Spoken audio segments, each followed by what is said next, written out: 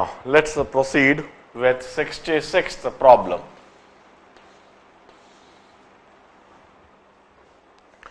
Iodic acid react with an aqueous solution of sulfur dioxide according to this reaction.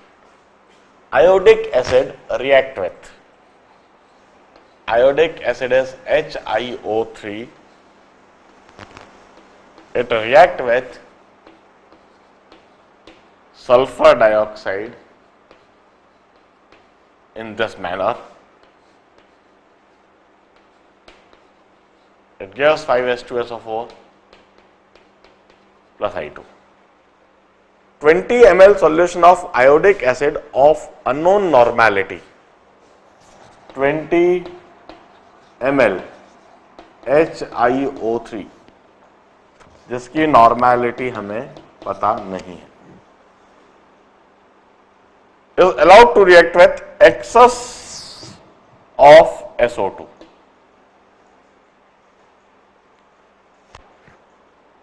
And I2 formed were removed by heating the solution. अब जब SO2 के साथ heat करेंगे तो वहां H2SO4 और iodine बनेगा और साथ में अनरिएक्टेड SO2 भी होगा. And they were removed by heating the solution. जब इसे हीट करेंगे तो आयोडीन भी रिमूव होएगा, SO2 भी रिमूव होएगा. तो हीट करने पर वहां जो बचा रहेगा HiO3 तो पूरी तरह से कंज्यूम हो गया, H2SO4 बचा रह जाएगा, सिर्फ H2SO4. For the remaining solution, 35.5 ml of 0.16 normal NaOH sodium hydroxide was used. Calculate the amount of HiO3 present in 1 liter solution. And here we have got complete neutralization. Now this is a simple problem. I will say, since a complete and balanced reaction is given, और आगे भी जो reaction हो रही है वो H2SO4 की NaOH के साथ हो रही है, और वो भी हम जानते हैं H2SO4 react with 2 NaOH to give you Na2SO4 and twice H2O. I would emphasize on applying mole concept, क्योंकि दोनों रिएक्शन कंप्लीट और बैलेंस दी हुई है. ये प्रॉब्लम को बड़े ध्यान से समझ जाए बस. 20 ml HiO3 जिसकी हमको नॉर्मेलिटी और स्ट्रेंथ पता नहीं है और वो हमें पता करनी है. इसमें एक्सेस SO2 जब हम डालेंगे, पानी ऑलरेडी है ही वहां पर ढेर सारा, तो वहां यह रिएक्शन होगी, H2SO4 बनेगा, आयोडीन बनेगा और एक्सेस SO2 डाला इसलिए कुछ SO2 भी वहां पर होएगा. और जब इसको बॉईल करा, हीट करा, तो हीट करने से आयोडीन उड़ गया, सल्फर डाइऑक्साइड उड़ गया, तो बचा क्या, सिर्फ H2SO4. HiO3 तो है ही नहीं, क्योंकि SO2 एक्सेस में डाला हुआ है, तो HiO3 तो पूरा रिएक्ट कर लेगा. और जो भी कुछ H2SO4 बचा हुआ है, यह 0.16 नॉर्मल, 0.16 नॉर्मल को हम 0.16 मोलर भी कह सकते हैं, क्योंकि NaOH के लिए एसिडिटी 1 है. अब हम कहते हैं moles of NaOH used up. कितने मोल्स NaOH के यूज अप हुए हैं जरा देखिए. Molarity into volume in liters. This is the moles of NaOH used up. इससे हमें यह मिल जाएगा कि वहां पर कितने मोल H2SO4 के रहे होंगे. 2 मोल NaOH 1 मोल H2SO4 के साथ रिएक्ट करता है. 1 मोल NaOH 1/2 मोल H2SO4 के साथ रिएक्ट करेगा. तो इतने moles NaOH, moles of H2SO4 present, कितने मोल H2SO4 के प्रेजेंट है. 2 मोल NaOH के लिए 1 मोल चाहिए, 1 मोल NaOH के लिए 1/2 मोल, और इतने मोल NaOH के लिए 1/2 इंटू 0.16 इंटू 35.5 अपॉन 1000 मोल्स। इतने मोल्स H2SO4 के वहां प्रेजेंट रहे होंगे और यह H2SO4 इस रिएक्शन से बन रहे हैं। तो मोल्स ऑफ HiO3 कितने रहे होंगे जरा सोचिए। मोल्स ऑफ HiO3 यूज्ड और प्रेजेंट कितने, प्रेजेंट इन 20 ml, वह मोल कंसेप्ट से आएगा। 5 मोल के लिए 2 मोल चाहिए, 1 मोल के लिए 2/5 मोल, और इतने मोल्स के लिए 2/5 into 1/2 into 0.16 into 35.5 upon 1000 moles. Now this is the moles in 20 ml. This is the moles in 20 ml. और ये हमें दिख रहा है 0.16 इंटू, ये 5 भी कैंसिल करता हूं, 7.1 अपॉन 1000 मोल्स। तो अब मैं मोलारिटी ऑफ HiO3 लिख सकता हूं। HiO3 की molarity, this is number of moles in 20 ml, so 1000 ml would contain this much mole. This is moles per liter. This is moles per liter. 1000 से 1000 cancel हो जाएगा, 0.16 इंटू 7.1 अपॉन 20 मोलर। मैं HiO3 का strength लिख सकता हूं, grams पर litre लिख सकता हूं। This is moles per litre into its molecular wait. Molecular weight HiO3 का इसी समय डिटरमाइन कर देता हूं। आयोडीन का है 127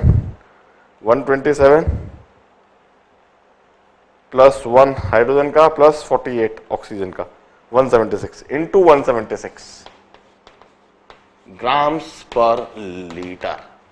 this is the molarity of HiO3 and this is the strength of HiO3। This is the answer, check it. हमने इस प्रॉब्लम को मोल कंसेप्ट में इसलिए करा क्योंकि जो खास रिएक्शन थी वह कंप्लीट और बैलेंस्ड दे रखी थी। प्रॉब्लम को हमने ध्यान से समझा कि क्या हो रहा है, यह समझा कि सिर्फ H2SO4 के NOH के साथ रिएक्शन है और वो कंप्लीट और बैलेंस्ड हम बड़ी आसानी से लिख सकते हैं। तो हमने मोल कंसेप्ट से इसको सॉल्व करना ज्यादा बेहतर समझा। बड़े ध्यान से पूरे प्रॉब्लम को समझिए। सबसे पहले हमने मोल्स ऑफ NOH यू सब निकाला है, तो मोल्स ऑफ H2SO4 कितने थे, उस हिसाब से मोल्स ऑफ HiO3 कितने रहे होंगे, और उस हिसाब से हमने स्ट्रेंथ निकाली है। प्रॉब्लम देखने में बड़ा खतरनाक लग रहा है मगर है बड़ा आसान, रद्दी सा सवाल कहता हूं मैं इसको। You just need to have confidence, you just need to have good knowledge of mole concept and equivalent concept, और इस तरह के सवाल अब आप बड़ी आसानी से सॉल्व कर सकते हो। We are about to finish this chapter, we are about to finish in fact the whole chemistry. अब यहां तक आते आते आपको केमिस्ट्री पर एक कॉन्फिडेंस और कमांड महसूस होना चाहिए। Note it down, start preparing for 69th problem.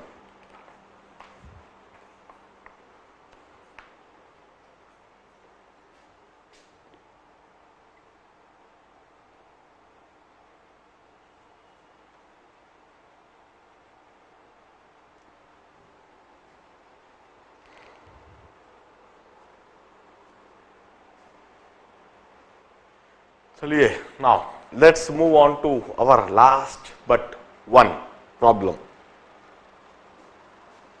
Problem number 69। अब जिस तरह के प्रॉब्लम अभी तक हम कर चुके हैं, this are problem of very good level. यदि इन सब प्रॉब्लम को आप थॉरोली समझ लिए हो, इस तरह के प्रॉब्लम्स आप स्वयं से भी कर पा रहे हो, तो IIT JEE में, किसी भी मेडिकल एंट्रेंस में, या किसी भी कॉम्पिटिटिव एग्जामिनेशन में एट 11th एंड 12th स्टैंडर्ड लेवल, ऐसा कोई प्रॉब्लम हो नहीं सकता जो आप नहीं कर पाओ। सब्जेक्ट टू कंडीशन कि यदि आपने यह पूरा स्टडी पैकेज सॉल्व कर लिया है, मेरे द्वारा समझाए गए सारे प्रॉब्लम्स आपने समझ लिए, and you are able to solve the problem from this package. चलिए 69 प्रॉब्लम को ध्यान से पढ़ते हैं। 3.914 grams of 99.5% pure copper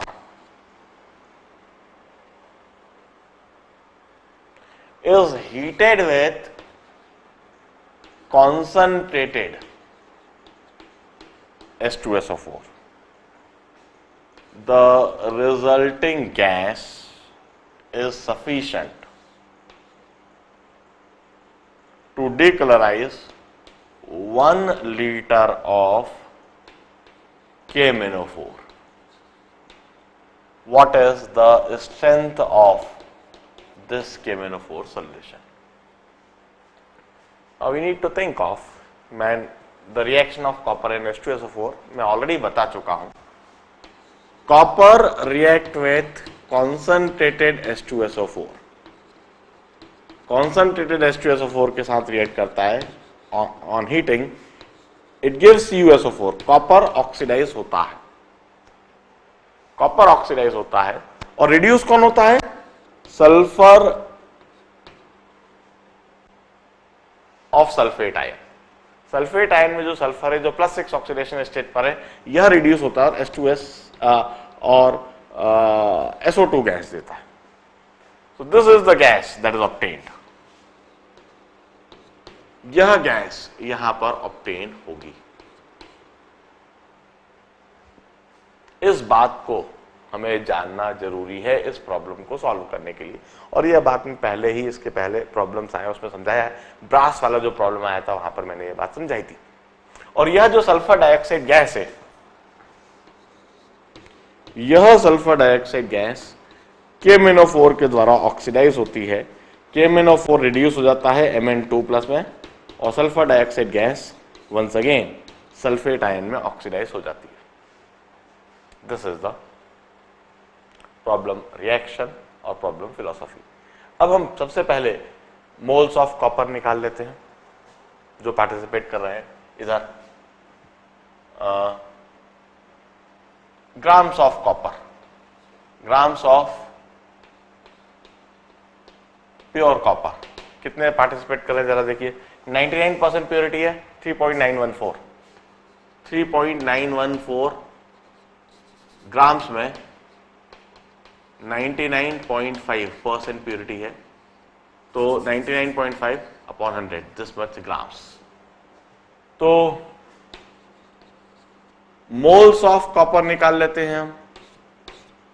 moles of copper हुआ 3.914 इंटू 99.5 बाय 100 अपॉन 63.5, इतने मोल से। तो इक्विवेलेंट ऑफ कॉपर निकाल लेते हैं हम। Equivalent of copper is 3.914 into 99.5 moles into 2 moles into 2,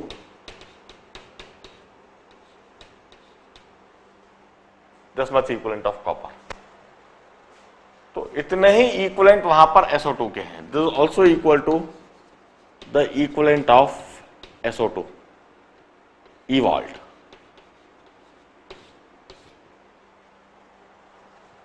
अब एक बात जरा सोचिए, SO2 का रेडॉक्स चेंज दोनों रिएक्शन में सेम है। SO2 का रेडॉक्स चेंज दोनों रिएक्शन में सेम है। इधर भी +6 से +4 नंबर ऑफ और चेंज इन ऑक्सीडेशन स्टेट 2 कहूंगा, और इधर ऑक्सीडेशन हो रहा है +4 से +6, तो इधर भी चेंज इन ऑक्सीडेशन स्टेट 2 कहूंगा। सल्फर डाइऑक्साइड का इन दोनों रिएक्शन में रेडॉक्स चेंज एक जैसा है। ABCNV फैक्टर सेम है, इधर भी +6 से +4, इधर भी +4 से +6। चेंज इन ऑक्सीडेशन स्टेट इधर भी 2, इधर भी change in oxidation state 2। Since redox change of sulfur dioxide in both the reaction is same, hence। और एक और बात, इस रिएक्शन से निकलने वाला SO2 ही, पहली रिएक्शन से निकलने वाला SO2 ही दूसरी रिएक्शन में पार्टिसिपेट कर रहा है, दूसरी रिएक्शन में इन्वॉल्व कर रहा है। तो पहली रिएक्शन में जितने SO2 के मोल्स लिबरेट हो रहे हैं उतने ही मोल्स दूसरी रिएक्शन में SO2 के होंगे, या फिर हम कहें पहली रिएक्शन में जितने इक्विवेलेंट SO2 के लिबरेट हो रहे हैं उतने ही इक्विवेलेंट दूसरी रिएक्शन में SO2 के कहे जा सकते हैं। It's because the redox change of SO2 is same in both the reaction. मैं इस बात को लिखता हूं, equivalent of SO2 in reaction 1 is equal to equivalent of SO2 in reaction 2। यह रिएक्शन 1 है और यह रिएक्शन 2 है। मैं आगे लिख देता हूं, यह रिएक्शन 1 है और यह रिएक्शन 2 है, and this is equal to 3.914 into 99.5 into 2 upon 100 into 63.5, and this also will say this is equal to equivalent of KMnO4. This is equivalent of KMnO4. Equivalent conception यह कह सकते हैं। तो मोल्स ऑफ KMnO4 आ जाएंगे। Moles of KMnO4, moles of KMnO4 equivalent upon 5, क्योंकि +7 से +2 पर जा रहा है, चेंज इन ऑक्सीडेशन स्टेट 5 है। तो यह जो मोल्स हैं 3.914 into 99.5 into 2 upon 100 into 63.5 upon 5, इतने मोल्स KMnO4 के, इतने मोल्स KMnO4 के इन 1 लीटर, इन 1 लीटर। तो ये मोलारिटी हो गई। The same is the molarity because this are the number of moles in 1 litre. 3.914 into 99.5 into 2 upon 100 into 63.5 into 5, this is the molarity. तो strength भी आ जाएगी। स्ट्रेंथ निकालने के लिए क्या करूंगा, ग्राम पर लीटर निकालने के लिए into its molecular weight, 3.914 into 99.5 into 2 upon 100 into 63.5 into 5 into 158 gram पर litre. This is the molarity. ओ, इस तरीके से बड़ा गड़बड़ हो जाता है, बहुत बुरा लगता है। दिस इज इन ग्राम पर लीटर, स्ट्रेंथ इन ग्राम पर लीटर।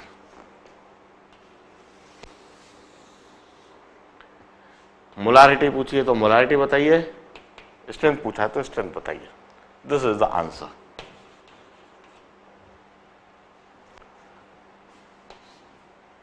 नोट इट डाउन, बड़े ध्यान से देखिए क्या क्या पूछा था। मैं एक और बार समझा देता हूं। 3.914 gram of impure copper which contain 99.5% purity. It's mixed with concentrated H2SO4 and heated. कोई गैस निकलती है, वो गैस सल्फर डाइऑक्साइड होगी, उस गैस को 1 लीटर KMnO4 के साथ पूरी तरह से रिएक्ट करवाया, तो इस KMnO4 की स्ट्रेंथ पूछी हुई है। कॉपर की H2SO4 के साथ इस रिएक्शन को बड़े ध्यान से देखें। कॉपर ऑक्सीडाइज होएगा, रिड्यूस कौन होएगा, हाइड्रोजन नहीं होएगा, रिड्यूस होएगा सल्फेट आयन का sulphur.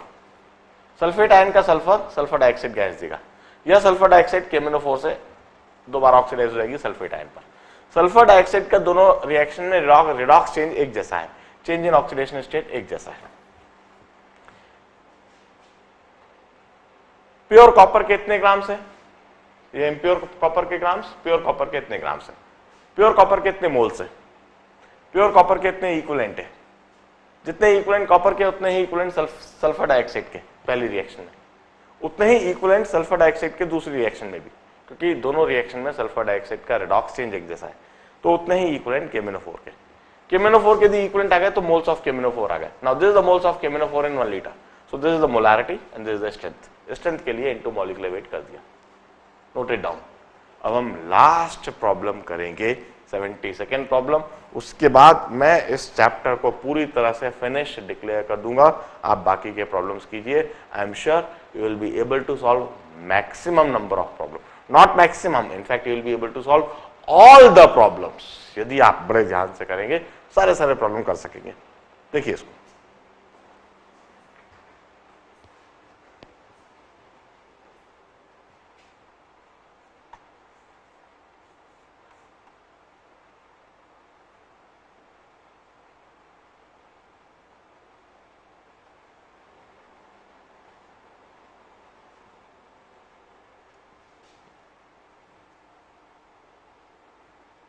now let me solve the last problem of the chapter। मुझे बड़ी खुशी हो रही है कि मैं इस अंतिम सवाल तक जो मुझे कराना है मैं पहुंच रहा हूं, इसके बाद पूरी जिम्मेदारी आपकी है। An acid solution of KReO4, an acid solution of KReO4, इसका एक एसिड सॉल्यूशन है।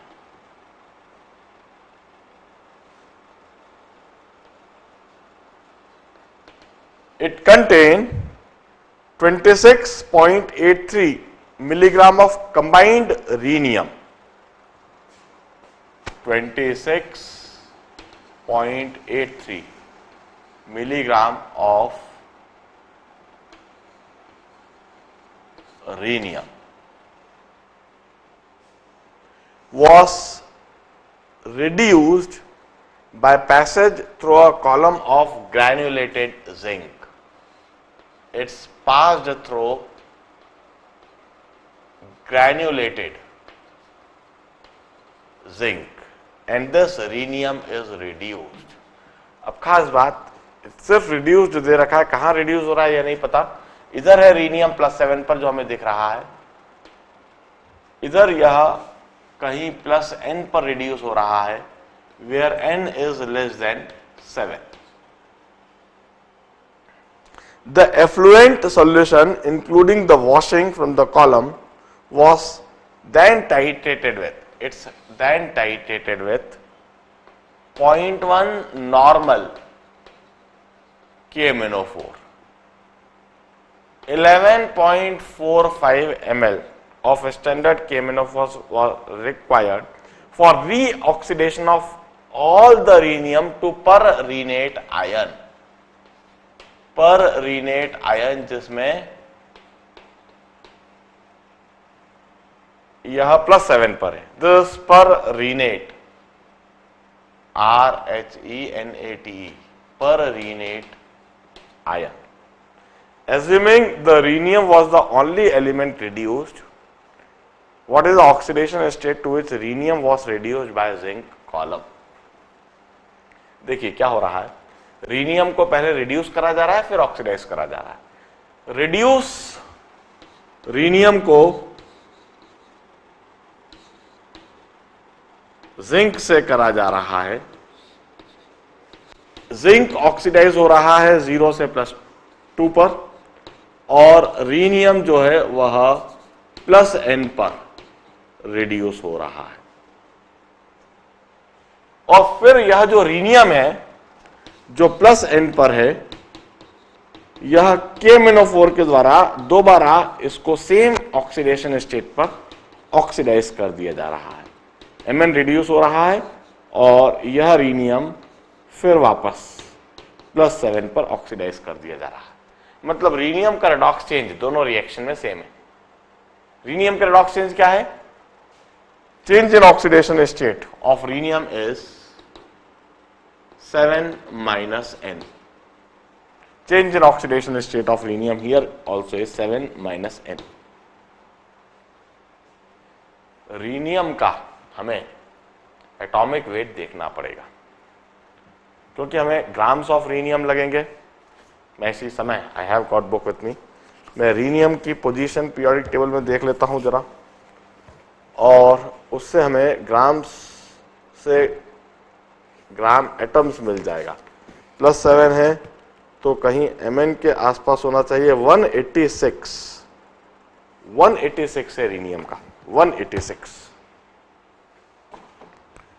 मैं लिखता हूं grams of rhenium,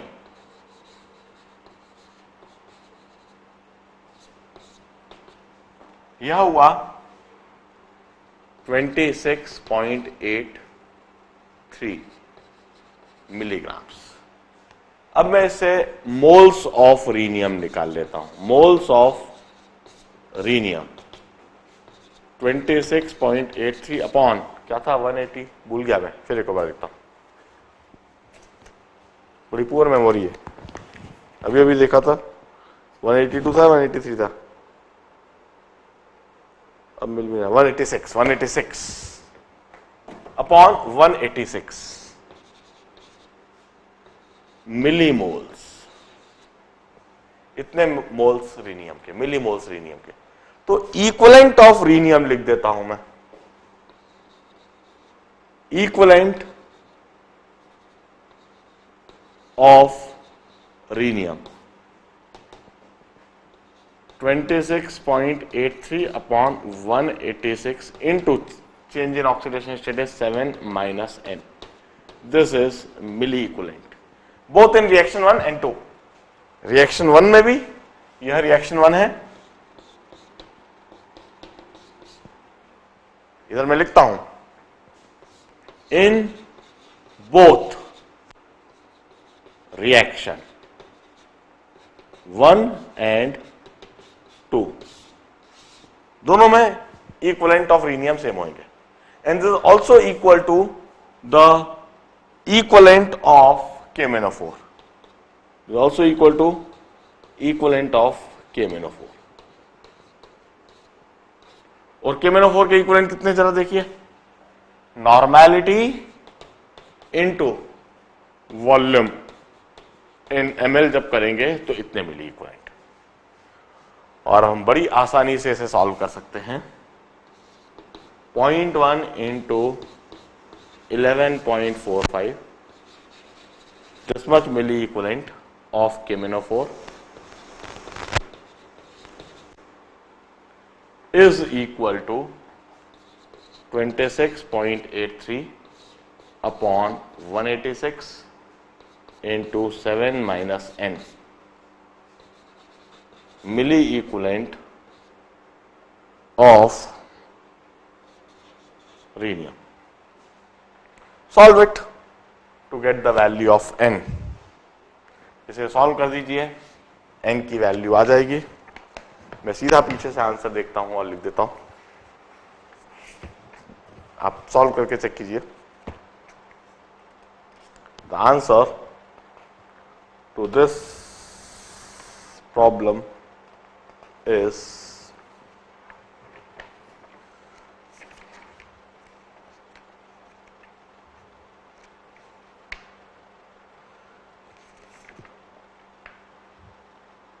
-1, n is equal to 8, n की वैल्यू -1 आ रही है, change in oxidation state 7 minus of -1 आ रहा है, equal to 8 आ रहा है।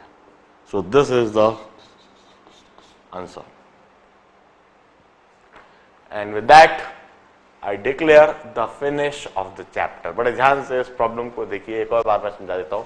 पोटेशियम पर रीनेट, इधर इस आयन का नाम हमने देख लिया पर रीनेट, दिस पोटेशियम पर रीनेट, जैसे पोटेशियम पर मैंगनेट होता है KMnO4, ऐसे ही पोटेशियम पर रीनेट KReO4, जिसमें रीनियम का +7, जैसे KMnO4 में Mn का +7, इसमें कंबाइंड रीनियम 26.83 मिलीग्राम से। एसिड सॉल्यूशन में डाला, रीनियम और ग्रैन्युलेटेड जिंक में पास करा, तो रीनियम रिड्यूस हुआ, जिंक ऑक्सीडाइज हुआ। रिड्यूस रीनियम को दोबारा KMnO4 से ऑक्सीडाइज करा दिया, फिर वापस पर रीनेट में। रीनियम का रेडॉक्स चेंज दोनों रिएक्शन में सेम है, रीनियम का रेडॉक्स चेंज दोनों रिएक्शन में सेम है।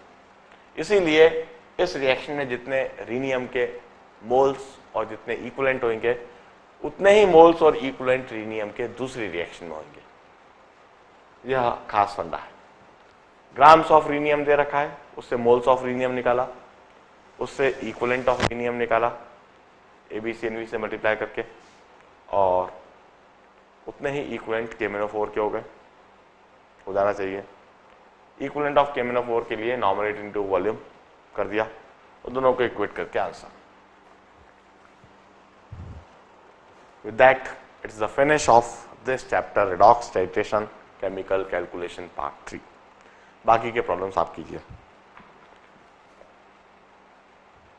I wish you all the best.